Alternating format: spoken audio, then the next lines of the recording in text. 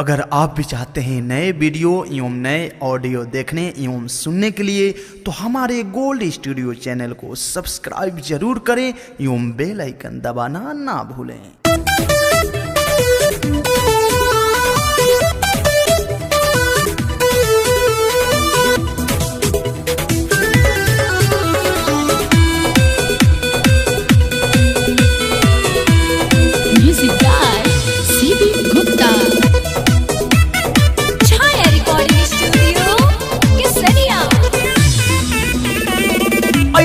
ससुरा से नहीं बोलेलू, नहीं बोलेलू, ससुरा से नहीं बोलेलू, पूछिले कुछो तो मुंह खोलेलू, बोला न कौन कमी हमारा ने भइल ह।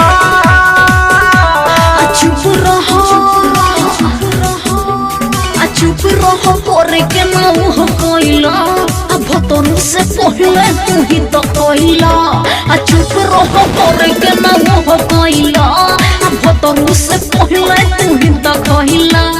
चुप रहो करे के मुंह कोइला भतरू से पहले तू ही तो कोइला। हरि ओम का पछताता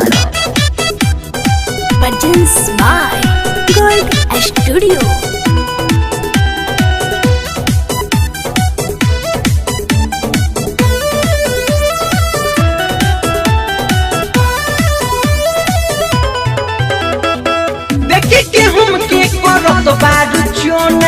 तोहरा के जानू भूलो हमको बोहना, काहे के वादा कइलू हमरा से दूरे गइलू, के शादी के वादा हमरा के भूल गइलू,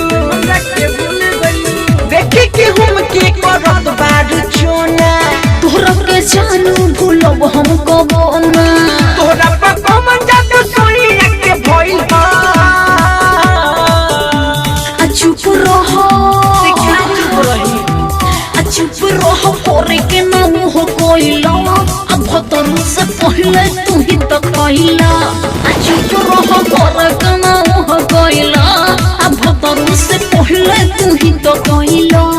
चुप रहो करे के मुंह कोइला भतरू से पहले तू ही तो कोइला।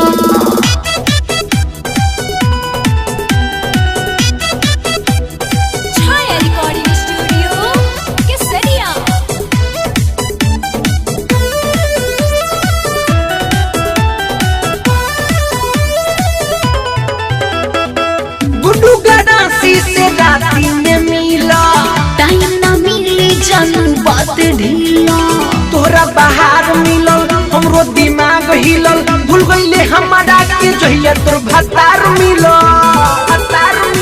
नहीं तो बुलबुल से राती में मिला टाइम ना मिली जानू बात ढीला, सुन सॉरी तो हमरा साथे घात भइल ह।